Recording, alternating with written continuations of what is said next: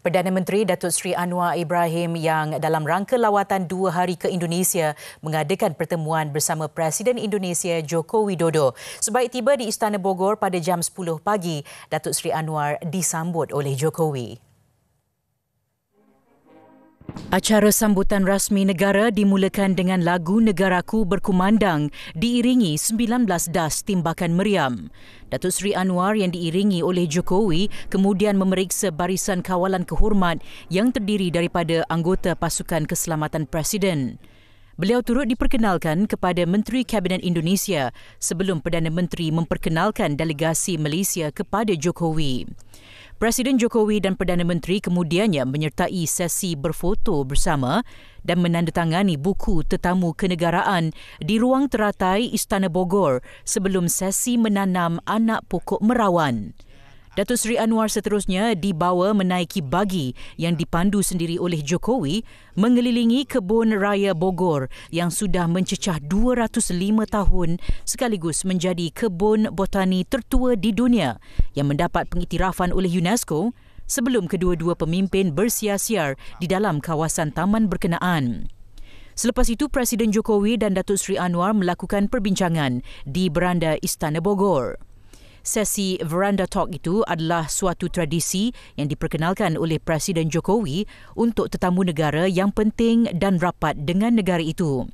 Kedua-dua pemimpin kemudian menyaksikan majlis penyerahan surat niat LOI daripada Menteri Perdagangan Antarabangsa dan Industri MITI, Datuk Seri Tengku Zafrul Tengku Abdul Aziz kepada pengerusi pihak berkuasa Ibu Kota Negara IKN.